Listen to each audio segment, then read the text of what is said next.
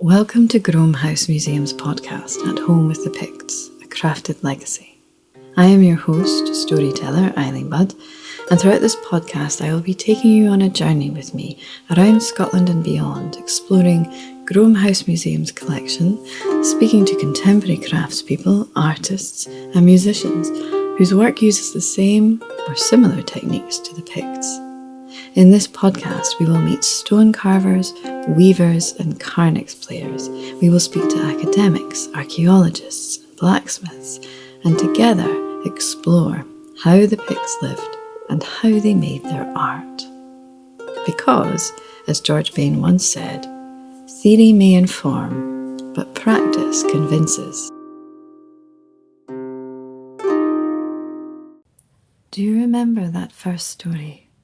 That origin story of the Picts as the Cruinne, or descendants of the Cruinne. Well, in the 1980s, an asteroid was discovered in Earth's orbit that is so large it was nicknamed our second moon. The official name of this moon is Cruinne. In modern times, we have a lot of streetlights and built-up areas, which makes it much harder for us to see the stars in the night sky. However, in the time of the Picts, this light pollution would not have been there. And you can imagine the amazing light show that they must have been able to see at night. We have some beautiful folklore about our night sky, and I would like to share 2 short stories about that. And the first is night and day. There are 2 mountains on either side of Loch Ness, and each one is a giant, and they are brothers, sons of Bera, the mother of the gods. These sons of hers, they love fighting each other, and one is the giant of day, and one is the giant of night. At dawn, the giant of day flings a boulder at his brother, knocking him out until evening. As his boulder flies through the sky, it turns everything white and bright. In the evening, his brother, the giant of night, gets up and flings a boulder back at his brother. And as his boulder flies through the air, it turns everything black and dark. Now the giant of day has golden armlets and bracelets, and so when he flings his boulder, these shine and light up the sky with golden hues. The giant of the night has bronze armlets and bracelets, and when he flings his boulder, the sky is ablaze in bronze light. And this is the story of night and day. Another of our stories is about one dark night nearly 300 years ago in Benbecula. 2 men were woken up by the baying of hounds outside, and the howling got louder and louder until it hurt their ears. And the door banged open, and in came 2 huge fairy dogs. They were both tied on the same golden leash. In the light of the fire, the hound's eyes and teeth gleamed, and the golden leash sparkled. And as the men stood staring, and the dogs walked around, growling, a gloomy voice came booming from outside. Black hound, search beyond, search beyond. And the dogs darted outside, and the men cautiously followed. And looking at the door, they saw nothing. And then the howling began again, and this time from far above them.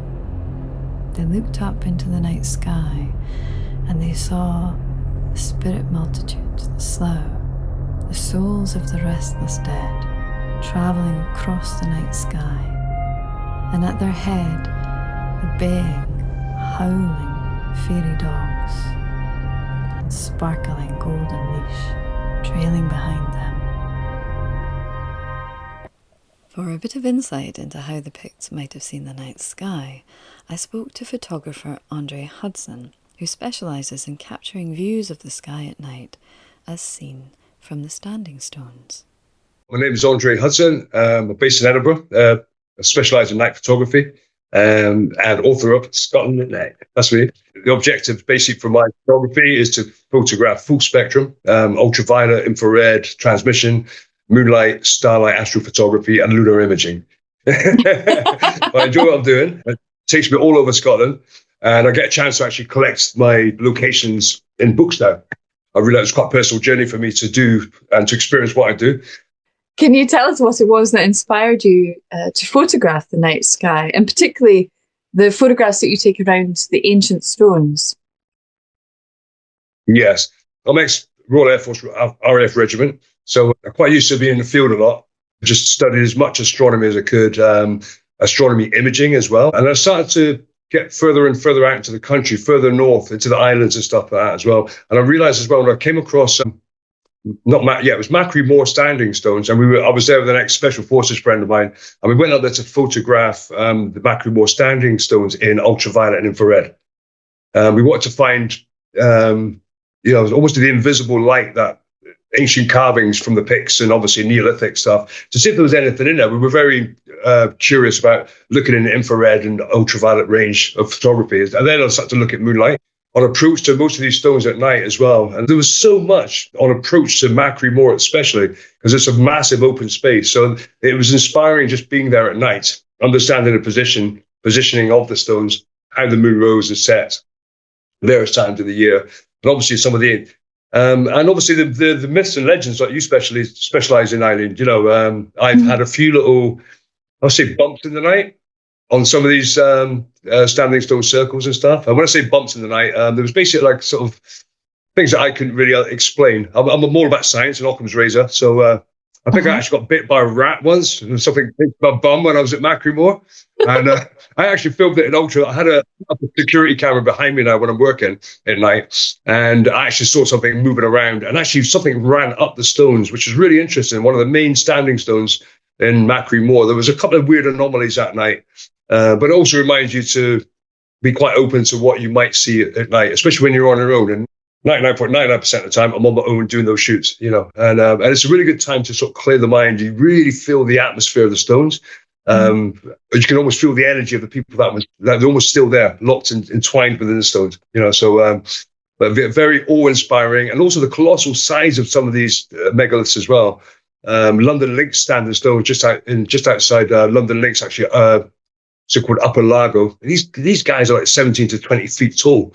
It reminds me very similar to the same building technique as Cavendish, and up in the Isle of Lewis.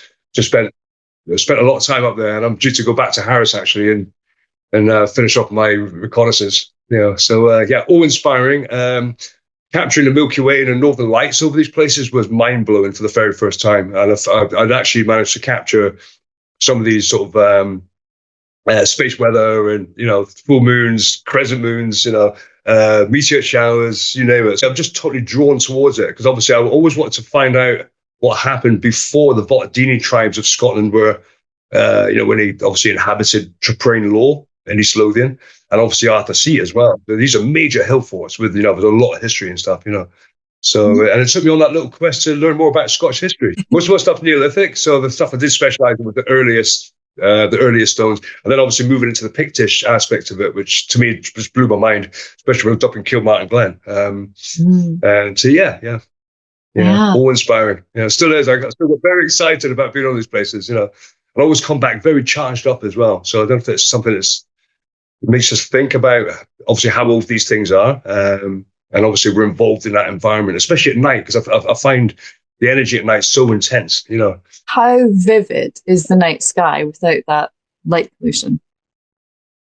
I mean, in the dark sky locations I shoot in, obviously Macquarie Moor, even London Links, to be honest, in Fife, Dumfries and Galloway stones as well. I've got quite a few down, some of the East Lothian ones as well. So obviously, as soon as you get outside of small towns like, say, Haddington, within 5 miles, there's actually the Loth stone from King Loth, Traprain Law. So you're quite versed in that one. It had been moved, and as soon as I got to just outside Haddington, pretty much everything came alive. So I could see where the stones were placed and obviously how the Milky Way would rise right above them and behind them. Obviously, it rotates itself as well. So as the night goes on, the Milky Way the galactic core can set. And you really do get a chance to see. I mean, we were in the spiral arm of the Milky Way anyway, in one of them. And actually sort of being that close to something like that old and astronomical. The density of stars, the Magellanic clouds that you get are absolutely ridiculous.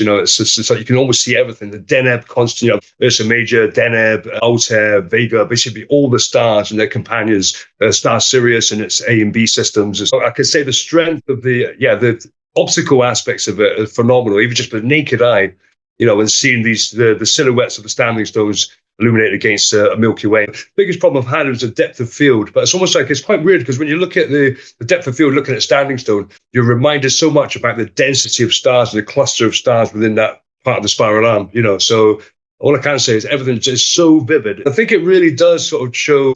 I mean, I'm not really religious or anything like that, but it literally connects you back to the whole intergalactic sort of oneness, I can imagine anybody building anything at that time would have had astronomy in mind, obviously through the Farmer's Almanac, but we go by the seasons and the stars and what the sun's doing and stuff. So yeah, it's super vivid and very, I mean, like Callanish for me was phenomenal as well.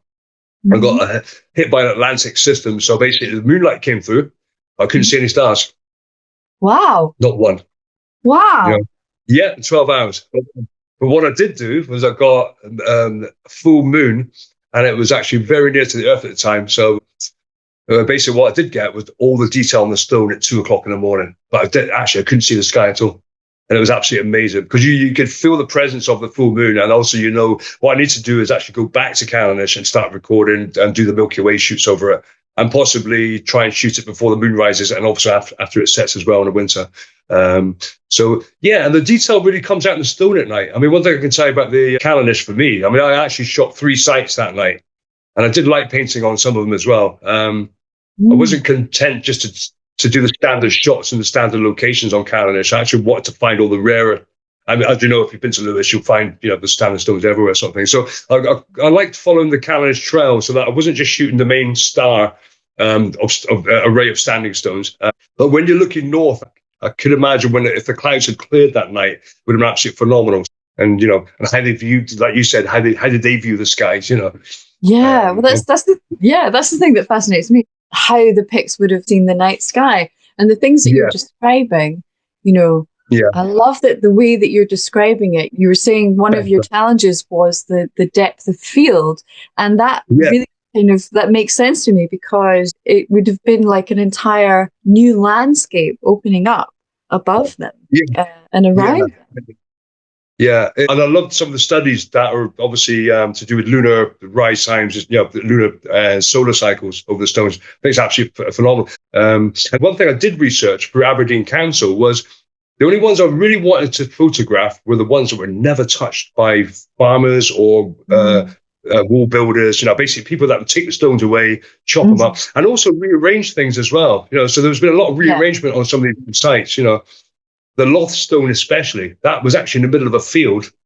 Well, they got bloody farmers came in, got a chain around it, dragged it through the field and dumped it behind a hedge. Yeah. So yeah, I mean, I love farmers. I mean, I lived on a lot of farms, in the past and stuff, and so I understand what it takes. If something's in the way, it's got to go, right? But I mean, it was obviously made history, So yeah, so Aberdeen Council, there's a site. I think it's Standing Stones of Scotland or something, embedded within the council site. So I studied that for about a year and worked my way through some of the targets. I thought I only really wanted to touch the ones that were never actually rearranged and stuff. And Eileen, have you ever seen the original photographs of Stonehenge? No, I haven't. When you look at the original photographs, they're completely different to how the stones are laid out to this day. And there's a friend of mine, she's an archaeologist, and she goes, "Oh, you might want to have a look at that, Andre." I was like, "No way!" I could not believe it. And in fact, they'd rearranged all these stones, and the way you look at it today is almost a bit like a Greek monument. When you look at the beauty of the Scottish ones, it was only the odd stone that was used for like fence, for entrances to fields. But I was in Aberdeenshire about a year ago. I was up doing Hulley, Standing Stone, Sun Honey, standing stone circle. And I bumped into his farmer. He says, "Oh, I've got a couple of standing stones over there, lad." And he was like, right northern, and he basically said that he'd been using his father had used the stones just to create an opening to a field. So one time they weren't that protected. I thought, oh man, I couldn't believe it. I mean, you go up to it, there's like great carvings and cut marks and circles and stuff on it. And, wow. But at least they weren't chopped up and all cut into, making walls out of them. They were using those standing posts and stuff. So that obviously when you come into a field, I was a bit of a snob that way. I really wanted to just protect and photograph the original stones that were never moved or rearranged. What has been one of your most memorable experiences of capturing the sky at night? Well, it was London Lynx standing stones. Now, I just found that the upper Largo standing stones by accident. I was up in Fife shooting a castle. I think it was Ravenscraig Castle or something like that. And I wanted to go a bit further north, up near Crell and Anstruther and stuff. I love that part of Fife, the Nuke. And what it was it was well before COVID, like 2015, 2016. What it was, my sister had passed away. Quite tragically, very fast. It was just like literally boom, massive shock to the system. So for me, I used a lot of those nights to process that grief and stuff. And the weird one is, Eileen, as soon as I'd looked up at this, I looked at the standing stones, I looked at them, I was looking north. I was actually doing a long exposure on Polaris. So basically you get the whole Earth rotation thing going on. And then northern lights started to bubble up. And what happened was, I thought about my sister. Literally that moment, I said to myself, sis, in my own mind, I said, if only you could see through my eyes. I'm not joking. There was a massive pop, and it was almost like space debris coming out of the sky, and a massive shooting star. And I was like, no way. It was almost like astral projection of thoughts, and it was almost like, wow. Obviously, it's coincidence. It's obviously where I was in space and time, and obviously thinking about a loved one who had passed away. And actually, the conditions were right. It was beautiful. I was almost there for a reason, And I thought about somebody I loved and I'd missed, and at that moment, just almost the sky opened up. And it wasn't even during like a meteor shower or anything like that. There was nothing in the astronomical calendar that was going to tell me that this is going to happen tonight or whatever. And the funny thing was, I was running two cameras at the same time. I actually got that shot.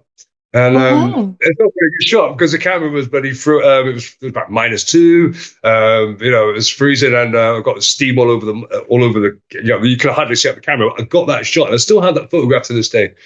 I dedicated that to my sister, and it was almost like the energy that was there. There's only 3 stones left there from London Lynx, and it's in the shape of a pyramid almost. So that was the thing that really got me. I was on a standing stone circle and I just thought of my sister, and a shooting star popped out of the sky, and it blew my head. And to be honest, I'd almost felt like it had been answered, not the question of like, if only you could see through my eyes, because she knew what I did. Wasn't very interested in what I did, but she knew what I did. So it kind of almost married it for me. I thought, wow, there's definitely a connection. I'm not just saying with standing stone circles, but I just think there's generally a lot of energy there. So that was the most memorable one for me. Conditions were perfect. I had like moonlight and the northern lights. The position of the moon was great because it was actually behind me and I'm looking north, and so the moon was in the south and the northern lights was bubbling up behind the stones, so very, very faint, very subtle. And then the shooting star comes out at the same time, and I think it was possibly part of Comet Tuttle.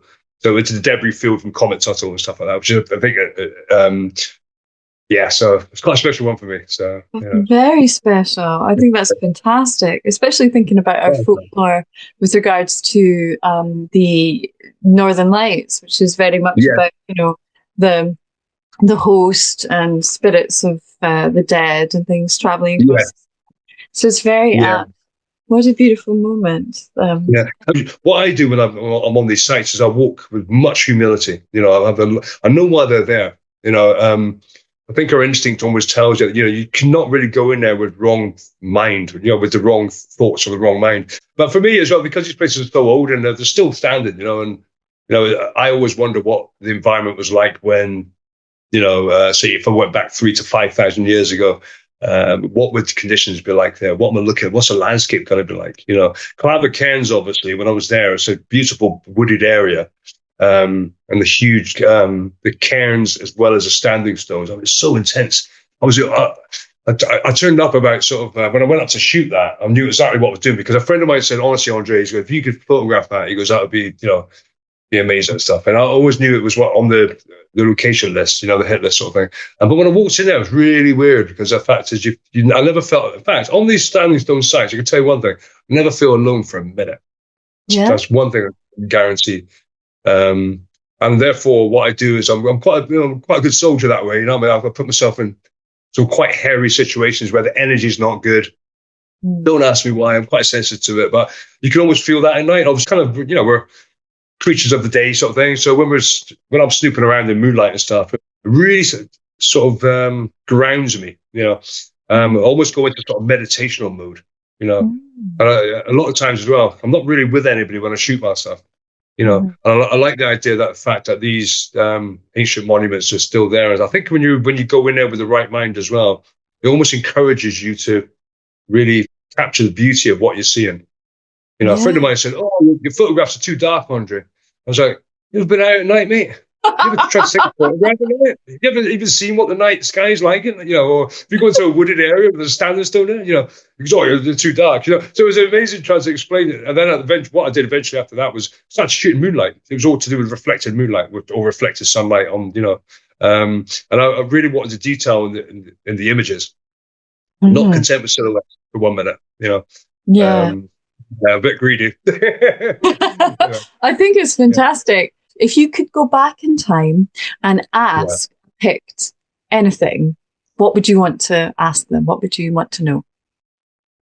How did they interpret the night sky in their own words? What were they looking at? And within that context is also, did you see anything unusual? Eclipses? How did you interpret eclipses? Lunar eclipses especially. Meteor showers. Supernovas. Things that probably would have exploded in that time. And also the position of the North Star, because it wasn't there around about the Picts. Literally that procession just changed over roughly, I think it was 300 AD. So you've got this Thetan or Theban was the North Star.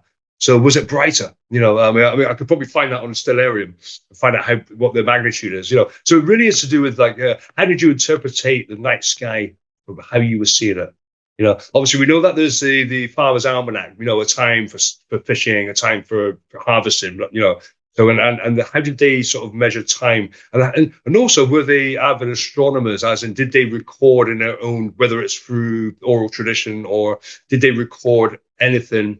A bit like the Mayans, 13,000 years of astronomical calculations or observations, but they only lasted a couple of thousand years. So it's kind of weird how you've got 13,000 years of astronomical, intel, but your society never really lasted more than, maybe 900 years or 1,000 years, sort of thing. So it's really to do with that. What did you see? How did you interpret it? What did you call things? Yeah. All these amazing questions. And you've kind of blown my mind with the loss of the Northern Star. That's pretty amazing. Yeah. That's called Theban or Thetan. I'm going to have to do a bit more research on that, but it was, I think, 300 AD that changed. So you went from one North Star to another. Now, I know quite a lot of people that are quite tuned in with astronomy and standstone, so I'd like to get that verified. But it came up on the astronomy and archaeoastronomy site, which is really interesting because it was done by astronomers and stuff, and it was talking about, and when will the next Northern Star, and when will we have a replacement? So, so things never stand still, Eileen, So just that's amazing. To get an idea of some of the beliefs the Picts might have held, I spoke with trustees at Groam House Museum and Professor Gordon Noble. Name is Richard Hotchkiss, and I am now the chairman of the trustees. I moved up to the Black Isle in 2019. I was brought up in St Andrews in Fife, and as a child I'd been introduced to Pictish stones, of which there are quite a lot, both in Fife and Angus. What can you tell us about what you've discovered from studying stones? What interests me particularly is the monastic tradition, the Celtic monastic tradition. The thing that I hadn't appreciated when I came to the Black Isle was that there were these Pictish monasteries here at Rosemarkie and at the Tarbert Discovery Centre at Port Mahomac, closely linked into Iona, as I understand it. And then there are all these saints that used to journey up, coming up. The two monasteries were closely linked into the cultural traditions. I mean, this thing about scriptoria, or scriptoriums, I should say, is that sort of linkage that intrigues me. And it shows that this part of the Pictish world, I don't think was quite as connected in the early medieval period into the Fife Angus branch of the Pictish world, because there the religious centres were around St Andrews, Kilrime and Dunkeld and Abernethy and possibly even Brecon, I'm not sure. But it was that. There was this thing of these monks penetrating into this part of the world. You know, I mean, we all know about Iona, but there were the other monasteries at Lismore, Applecross, and here. So it's that sort of thing that always rather intrigues me. And it just shows how the Picts were linked in, you know, to other societies. They didn't exist in isolation. And there's the Resteneth. Indeed, yes. Well. You were saying it was kind of linked into the traditions of the area. Yes. Could you expand? Well, I mean, I don't think we really know anything about their sort of pre-Christian religious beliefs. I mean, presumably we can see some of it in the symbols and, I don't know, other traditions. But as with so much of Europe, you know, Christianity, I think, sort of offered certain advantages. We talked about, you know, the lack of written records in Pictland. The great strength of the Celtic Church was that there were people who could write.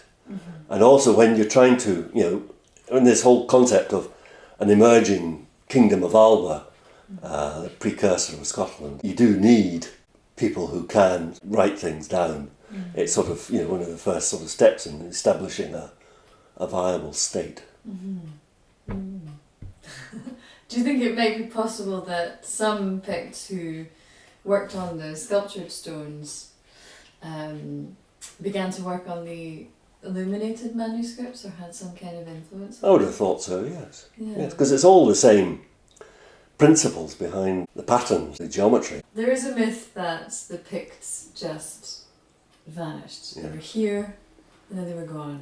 What do you think about that myth? I think it's a load of nonsense.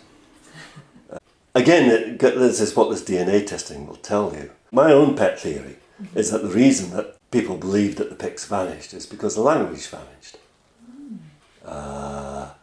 And the question really is, why did the language vanish? And as I said, my pet theory is again to do with the church, because Gaelic was the language of the church, and you know, the emerging kingdom, as I said earlier, needed the church to help them establish a sort of functioning state, if you like. And since the church spoke Gaelic, the natural thing was for the kings and all these courtiers to speak Gaelic. And, you know, the Pictish language, a bit like Scottish Gaelic, has disappeared in the last 200-300 years. You know, Gaelic was just the lingua franca of the people of North West Scotland and the Outer Isles.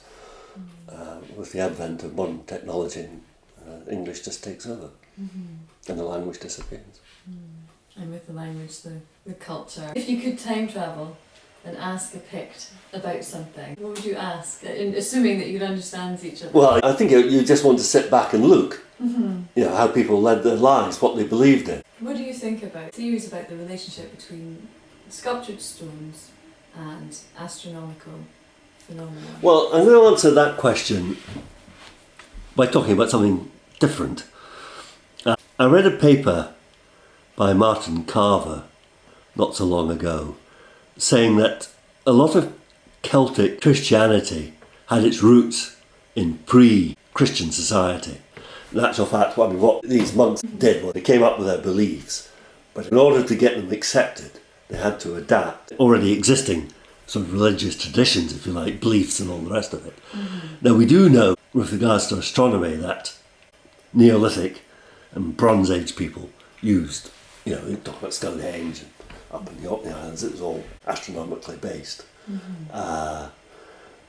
So one would have thought something like that would have, you know, continued through. So, I mean, again, I don't know myself, but I would have thought it was entirely plausible. These sort of things would have continued. Because, you know, what other explanation did they have, really? You look at all societies, you know, they tend to read a lot into the stars as a form of explanation for the way the world is. All their, so many religions use the sun and all the rest of it. Understandably so. And I do wonder quite how they saw the night sky, because obviously a lot less light pollution Yes. when they were there, so they'd have seen a great deal more. Yes. I mean, the thing that always gets me about this astronomy business was just how sophisticated they were in the knowledge of the sky. I just find it amazing. My name's Paul Pritchard. I'm one of the trustees and treasurer, as well as acting as a volunteer in the museum when it opens in the summer. So how have the Picts and Pictish history captured your imagination? As you can tell by the accent, I'm not local. We only moved up here about 8 years ago, at which point I knew nothing about the Picts at all, really. I've heard the name mentioned, but didn't have a clue as to who or what they are or what they'd done. So we got into the museum and seeing what's in there. It's just so fascinating to see it's right on your doorstep and what used to be here in the past. Having been brought up in London, there's lots of history there, but you never get to really see what's a lot of local history. Unless they're digging up another site to put up another new building. A lot of it's all buried, whereas this is still here. And it's the fact that when you start talking about it and learning about it, there is still so little known about who they were. They're slightly mysterious, which is good, because a lot of the old history, so much is known that it's just repeating what's been done before. There can be some new finds, but this just seems to be evolving year by year at the moment. So in a way, it's sort of like living archaeology. It's just changing and new things crop up. New things are discovered all the time. I mean, people obviously mentioned you've got the Rose Marking Man and the story of that, how he ended up where he did. Well, tell us about him. Well, he was found in the cave between here and Cromarty. I think there are 18 sea caves. The local archaeology group were excavating, and it was on, I think they were in the 6th cave, and it's always on these things, it was on the last day of the dig that they came across this skeleton right at the back of the cave in a pit, a whole natural sort of pit, in almost a sort of fetal position, but with a very large rock on it, so it wasn't going to go anywhere. But unusually for up here, the skeleton was in near perfect condition, because with everything around here being very peaty, things don't tend to last very long in there. But this was pretty much pristine. So they had to call out the local police. It then got taken off to police forensics down in Dundee after they carefully excavated it, because the police were convinced it was a local or a recent local murder. But then it got dated back there to be in between 480 and 640, I think, which makes it very much a Pictish man. But he come to an extremely sticky end. There were no defensive wounds on him. All the wounds he had were to the head, 5 of them. I won't go into all the detail because it was pretty grisly, but clearly he was set upon by several other people. I think initially people thought it might have been a sacrificial site, because by the sea it was in a tidal cave, and it was right towards the back. But it appeared to be quite a vicious attack in the end, from what they could work out. He was a local man, so they worked out he was local. He wasn't someone that was passing through. So you can then start trying to work out what the stories are around that. So one of my sort of favourites is, what I like thinking is, he was somebody local. It could have been a falling out of a family, but of course the other thing around that time, if you look at the dates where he was in, was the period when the Picts were moving from being pagan to Christians. And is it just another case of a very early instance of a sort of Christianity versus someone else's battle? Perhaps he wanted to stay pagan, whereas the local people were quite keen to get as they saw it, the benefits of the church.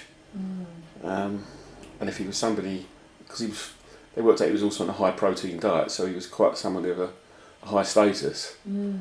That you've got the church involved and possibly there. You've only got to look at what happens nowadays with things like that, and you can see that going on with different religions, different sects. So that's quite a nice little story. It's interesting that way. At the moment, where we've got just a little bit about it, it always gets visitors' interest.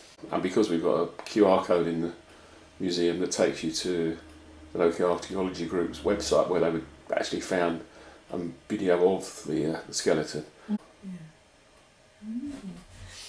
And if you could meet a Pict, and assuming that you both understood each other, what would you ask them? What would you want to know?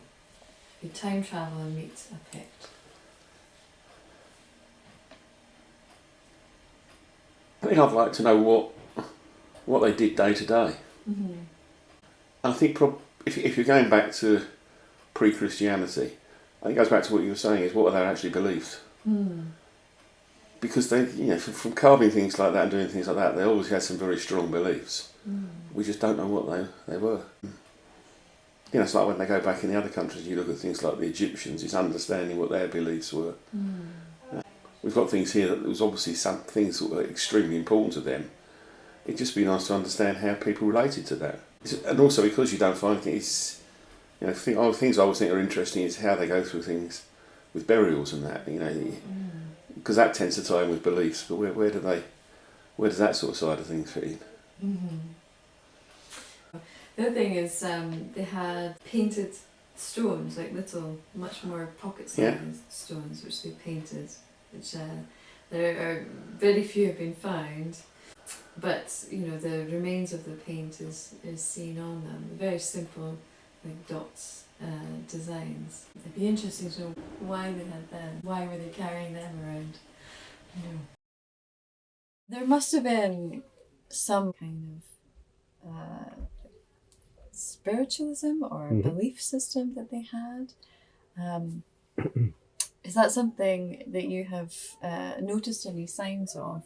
I mean, they have cemeteries, so this must give us clues as to what they believed about death or the other worlds. Or can you tell us something about that? Yeah, again, it's quite a difficult thing to grasp from the archaeological records, but you do get glimpses of it from our historical sources. So, the life of Columba, for example, talking about this early Christian saint who founded Iona.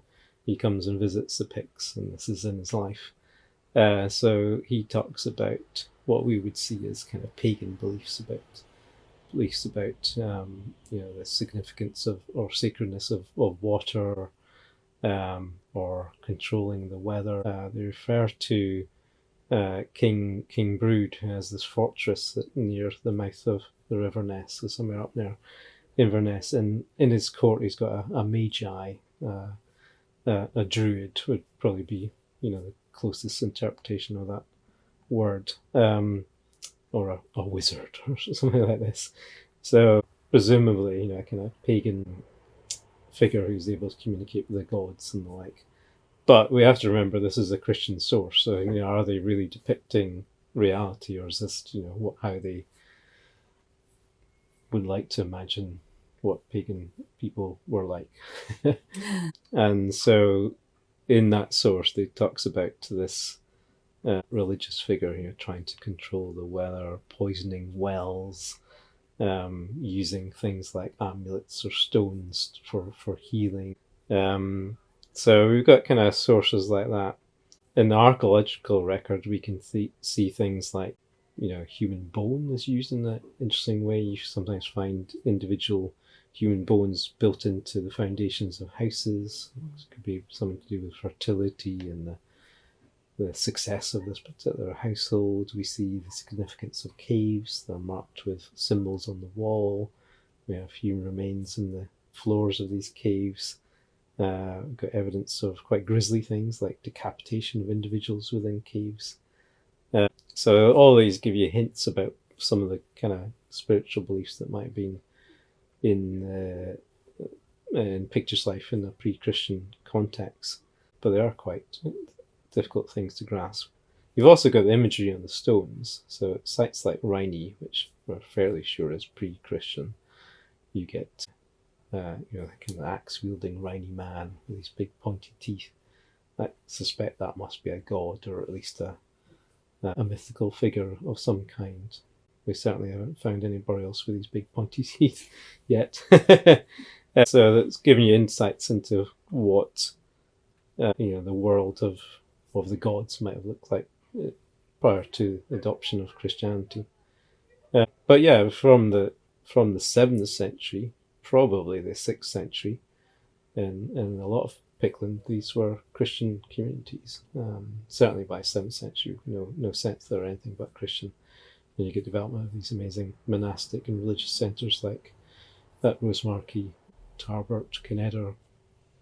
And so we see the deployment of symbols on Christian monuments from then on, and also particular aspects of Christian life being emphasised more than others. So things like King David appears in lots of early Christian monuments in Pictland, and he's ideal king. So it tells you a bit about the the sponsorship of some of these churches and who's involved in commissioning some of these monuments. They're quite self-interested in terms of royal elites and being in the eyes of God and the like. So we know bits and pieces from the written sources and increasingly from the archaeological records. But from an archaeological perspective, it's easier to tell you more about their everyday life than it is about their spiritual life. But it is a fascinating topic for sure. Yeah, especially how it connects in, like in Scotland, the folk belief before pre-Reformation was very much animistic. Yeah. It was about the elements. It was about living alongside that. And one of the myths, of course, is the Kayach, who has big pointy teeth. She's tusks, and she has a hammer that carves out the land. It's not an axe, but it's a hammer. Yeah. And I always think about, these little threads that connect, our current culture. Absolutely. A lot of which is still the oral tradition, and how that connects all the way back. The folklorists love to tell you that, some of our stories come from the Bronze Age, like the blacksmith story and the devil and things like that. So yeah, I think these kind of things are so absolutely. I mean, I say that these communities are Christian from the 7th century. Doesn't mean to say they didn't have folk beliefs that at times the Christian church would not have liked. But they might not have seen opposition either, between their Christian faith and their kind of everyday beliefs either. And when you read the life of Columba, the view of the Christian world and what some of these Christian figures could do is completely different to how the Christian church operates today, obviously. So yeah, there's different forms of Christianity, different forms of belief, and sometimes these were not in opposition. I think it's as the your early Christian people coming in, like Columba, and one of the stories about him is basically about him and the Loch Ness monster. Taming the Loch Ness monster. It's a worm, I think, in the story. There has to be this kind of synergy and synthesis as well into a new culture, because otherwise, you're not having a conversation. You're not going to be able to convert anybody. Yeah, exactly. Yeah.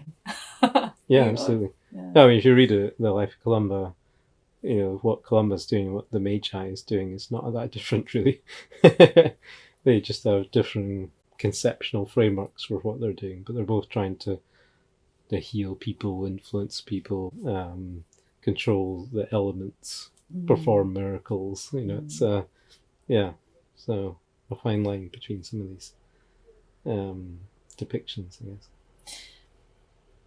Have you found any evidence of or if you have, what kind of herbs that they would have been using? Not much on that, I'm afraid. Again, you have to think about kind of our evidence base. Plants are very rarely preserved. It's only when you get chance, burning of cereal grains in the fire, or someone's left the porridge pot on the fire too long and you get burnt residues on the pots.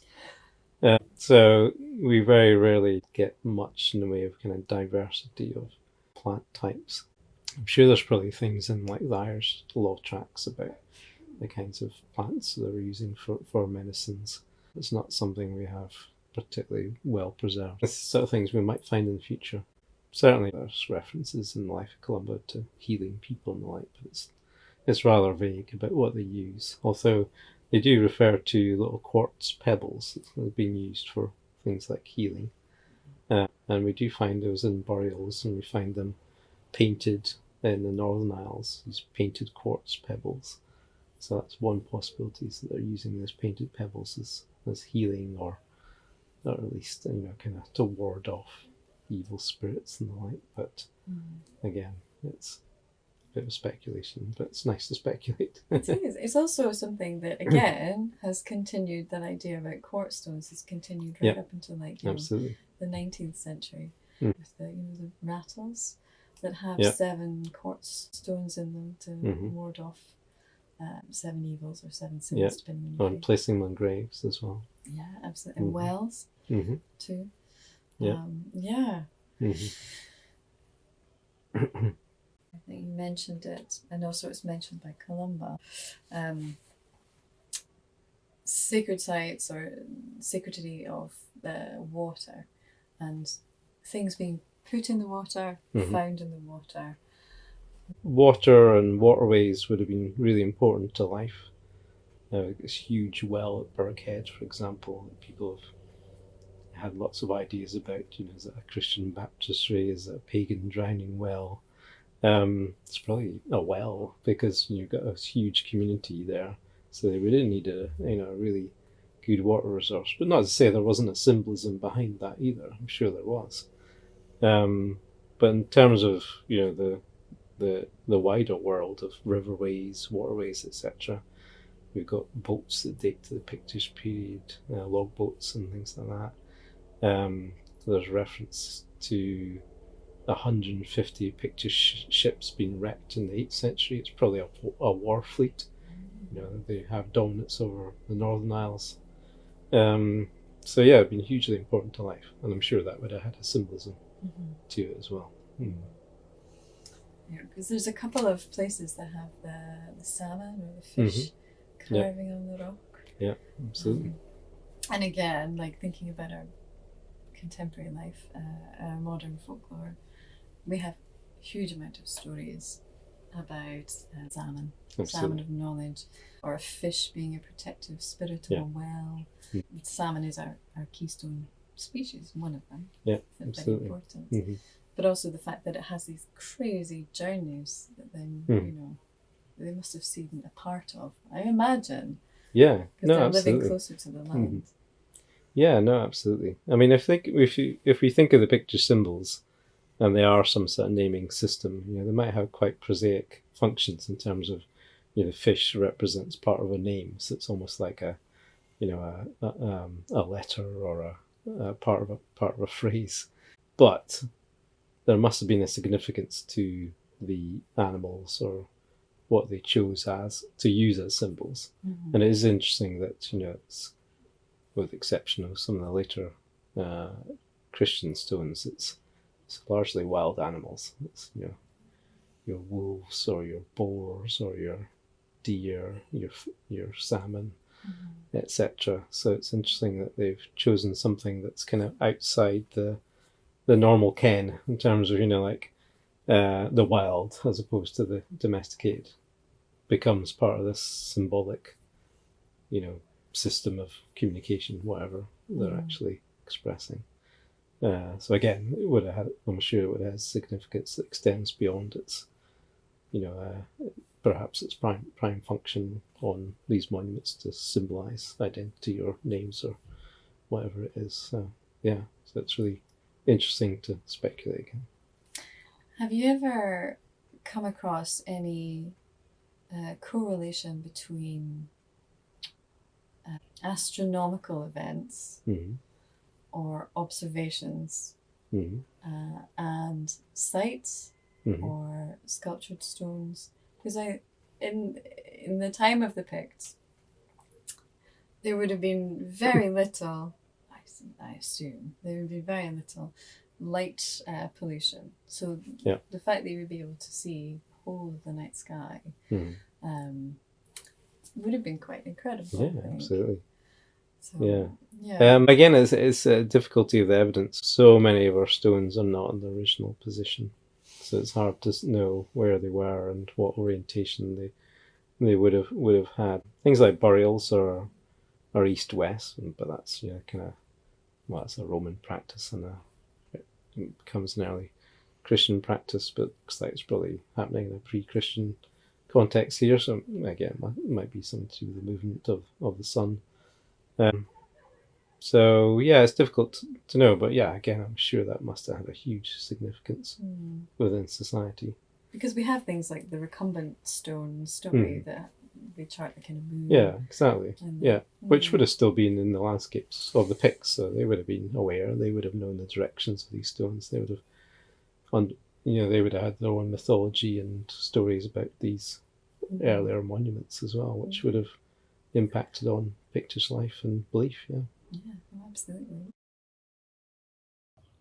Intrigued by the beliefs that the painted quartz pebbles might have held for the Picts, I spoke to Scottish folk belief expert and academic Scott Richardson Read.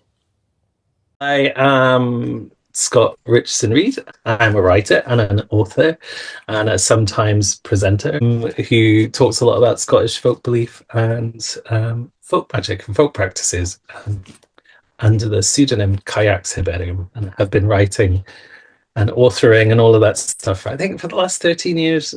One of the reasons we're talking to you today is because of the knowledge that you have about folk belief and folk magic. Because there are a few things with regards to the Picts that we've learned throughout this podcast that link to much more contemporary beliefs around folk magic and folk belief in Scotland, such as quartz stones. So if we could start with quartz stones, the current theory is that the quartz stones of the Picts, which are these pebbles of quartz that have been painted with very simple designs of dots and lines, for example. And one of the places they've been found is near blacksmiths' forges, which is quite interesting.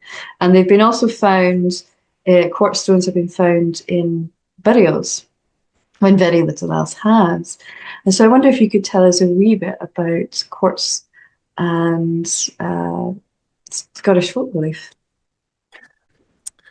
So in a paper I read a really long time ago, it was about the link between archaeology and folklore.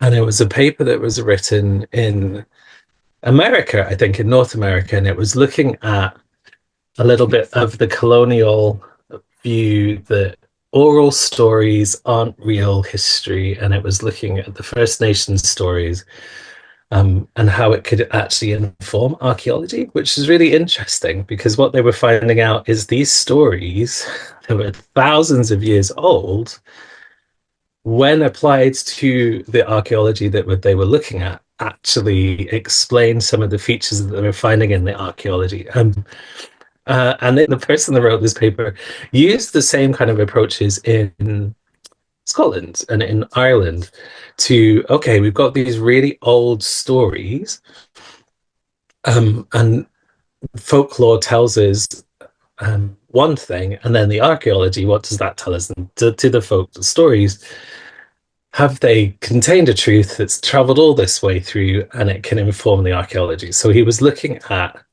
the she mounds. One of the things he was talking about was, let's not call them cairns or these kind of things. Let's call them their proper names. Let's call them the she, because it's both a place and a spirit.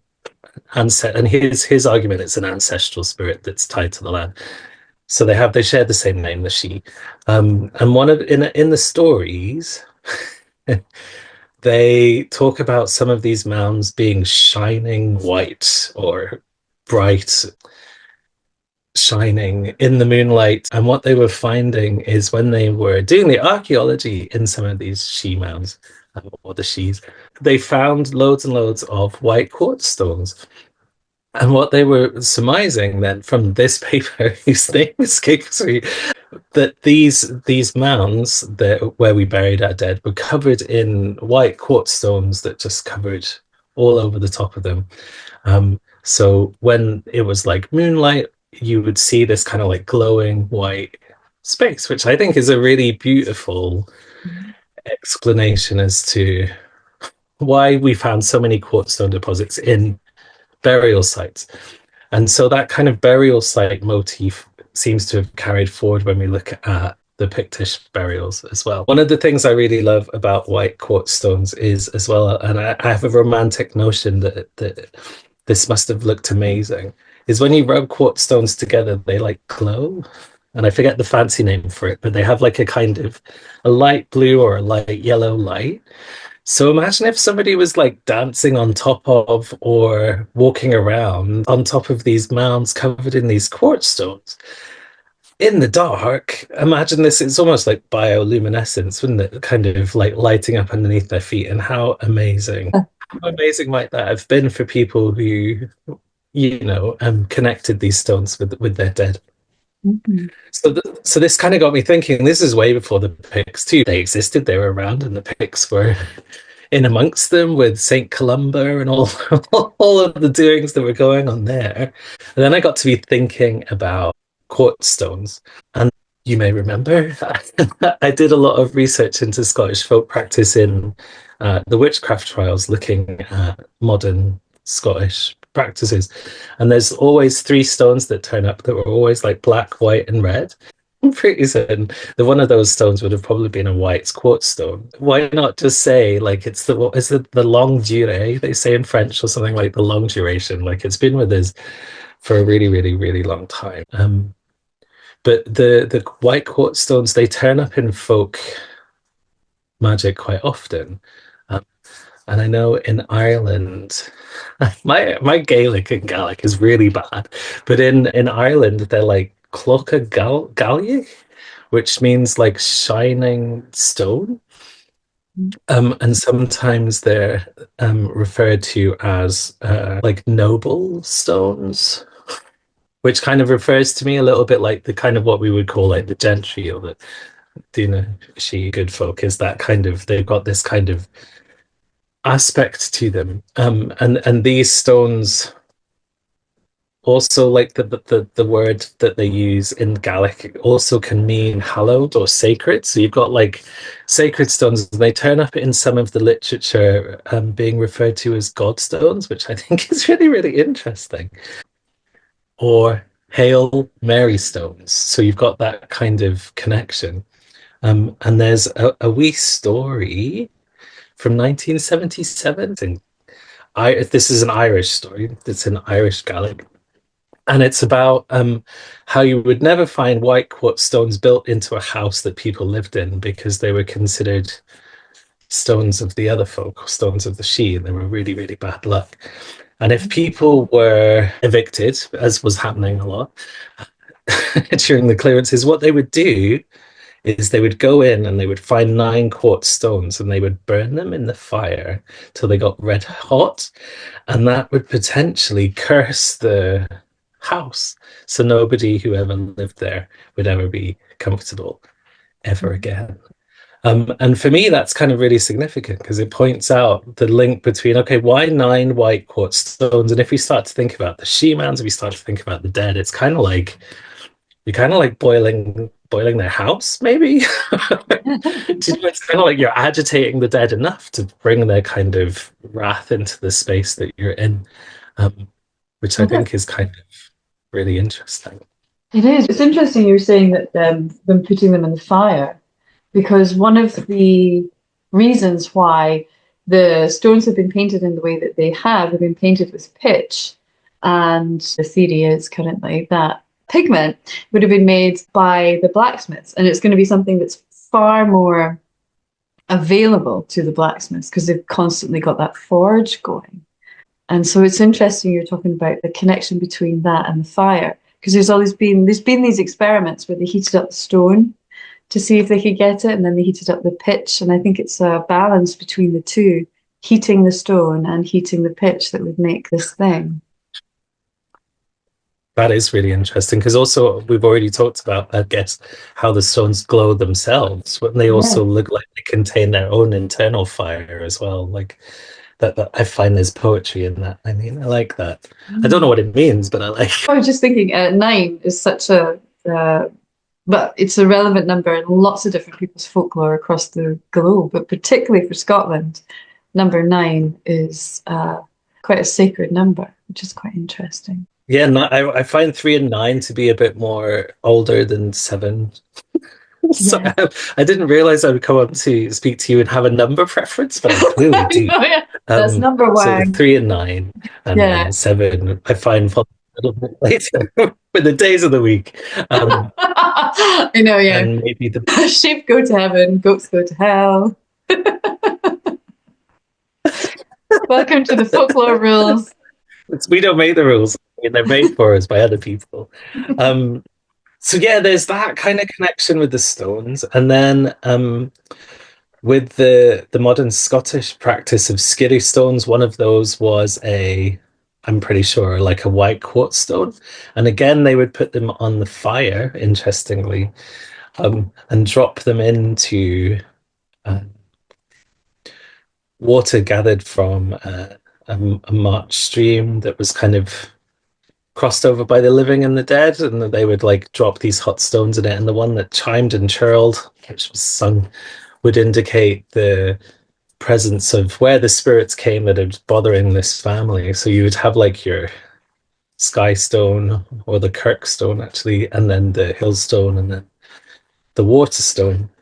And these were traditionally where the kind of spirit beliefs kind of sat, until the kirk came along and kind of occupied the sky space and became like the kirk belief. But I think it's kind of quite telling, and I'll touch on this if we've got time, that Christianity had its own spirits that bothered people. I like that. I like that. You should go and see your local priest about it and not bother the person with the magic stones. But yeah, I think there's like loads of incidences between the time of the Picts up until, I'm talking about early modern Scotland, where people would use stones in water, like it would be like silvering the water or seining the water, or however you want to describe that kind of process, because it had different names, and they would not drip, they would dangle like a stone into the water and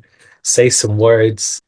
So there was words that they would use when they put the stones into the water, and it would be like sacred, blessed water, non-troubled, non-turbulent, in the name of Brige, and da da da. You can imagine it's kind of like the standard blessing. And then they would put this stone into the water and spin it around Joshua, like, which is sunwise, and then take it out, and then they would give this water to sick animals or people to drink, and sometimes they would hang these stones on like ropes apparently around the cow's necks. When it bent forward, this is genius, we should do more of this, when they bent forward, the stone dangled in whatever they were eating or drinking, so it kind of did the work for you, which I think is like the lazy folk magic answer, isn't it? They are clear crystal stones, but you'll see them, they've got like silver encasement around it. So you've got like, it's like an egg shape, and then it's encased in silver. And they found all of these in Anglo-Saxon graves down south. And of course, we've got the same stones that Florence Marion McNeill talks about in the Silver Bow, and she's got photographs of them, of the clan stones up in Scotland, and they're the same eggy looking things, and these come from the 5th century down south, which is before the times we're kind of maybe looking at. But the fact that people had them, and they were found buried with women primarily, they think, with these chains, and there's been a huge debate about what they were for. Some people think they were fashion. Some people think that they were used to start ritual fires with the light of the sun, which I really like that idea of a magnifying glass when we used to kill the ants when we were kids with them. I'm sure they had a more significant purpose than just ant Armageddon for those people, though. Other people think it was for divination as well, like a show stone that they would look into. But they sometimes were found with spoons with holes in them, like an absent spoon is always in my mind for some reason. So some people premise that they use the slotted spoon to take it out the water to drain it through. But these are like, yeah, cattails. These are like super fancy stones, like the real clear crystal ones that ended up in the royal family jewel collection type stuff. Mary, Queen of Scots, apparently gave 2 stones to Henry III when she was forced out of her position. And she said that these 2 stones were really good for healing stones, which is kind of really interesting because that's in the kind of 17th, early 1700s, 17th century, late 1600s even.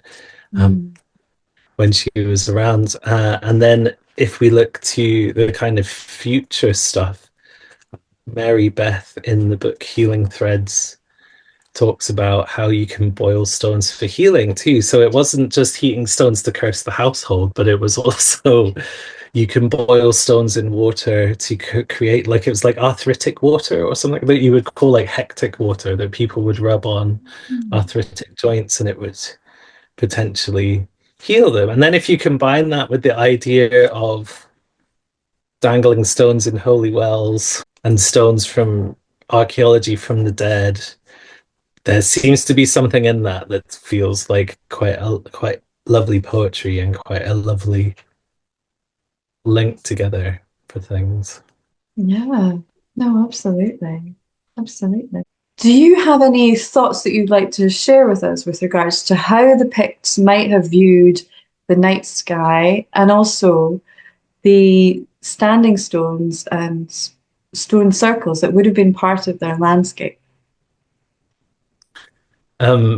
Like, I think like a lot of this is just kind of poetry, and I think there's a beauty in that because we'll never really know, I think, for sure what anyone made of anything. But if we think about, like, if we turned off all of the lights in the UK, we would see, I guess, the Milky Way amazingly, and dusk and dawn and all of these really significant times a lot more viscerally, I think, than we do now. There's work by a Dr. John Gribsby, who I mentioned actually in my book, who suggests that the Milky Way is tied to the stone circles in the landscape way back when, a long time ago. And it's all when the Milky Way aligns with the river would have been very significant. And that's why he suggests that a lot of these standing stone sites were by water. And if you look at kind of Kilmartin Glen on the west coast, which I call like the Scottish Valley of the Kings, all of that at one time was actually kind of underwater, actually, and where they were on these mounds surrounded by water. And if you look at the spaces that people occupied, there's lots of these mounds surrounded by water where we find standing stones and significant buildings. So this would have been part of their landscape as well. Like, it's like an inescapable kind of fact that that's what we would have seen. So yeah, imagine a bit like us. They were probably trying to work out what on earth these were all about. And I'm entirely unsurprised that they built their own stones with their own symbols on it, to look at mirroring this kind of landscape that they're already in. So in terms of I think they would have felt awe.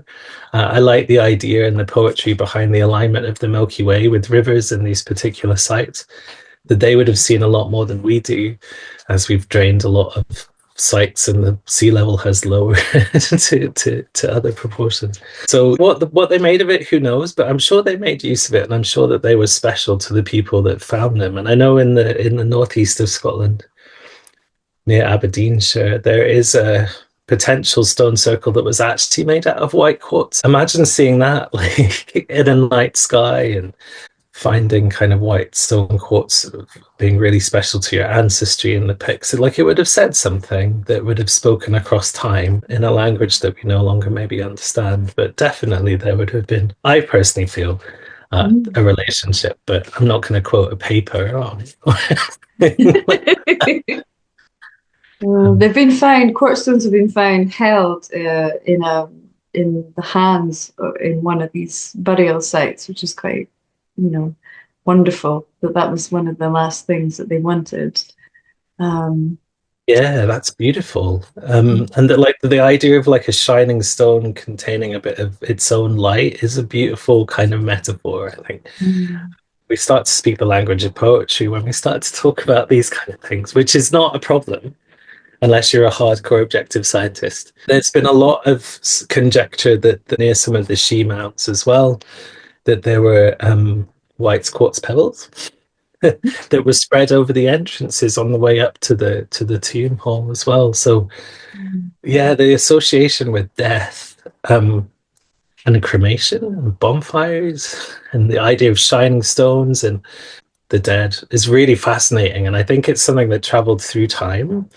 And Eileen, you've reminded me that around the time of Columba and Christianity taking a foothold in Scotland, Christians started to incorporate white quartz stones into boxes that contained the leftovers of saints or people of importance. So it's almost as if the white stone quartz relationship with death kind of moved into a Christian context. So you'll only find them really on reliquary. And again, it's conjecture. It's just a feeling. But the idea of these white shining stone and its relationship to the dead, it feels like it's moved through time.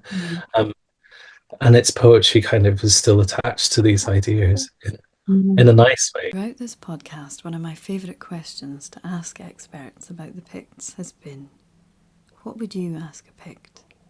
And when I first started interviewing people, I expected the symbols on the stones to be the thing that most people would ask about. I mean, that's one of the biggest mysteries after all, isn't it? However, there were so many other questions that surfaced for the Picts, like, what do you call your North Star? What games do you play? How do you fall in love? What tools do you use? What's your favourite recipe? How are you magnifying things? What stories do you tell? And one of my favourites, can you teach me how to play your music? These are questions seeking a human-to-human understanding of what life was like and how it all felt. Not so much about the stones, but about the Picts' lived experience.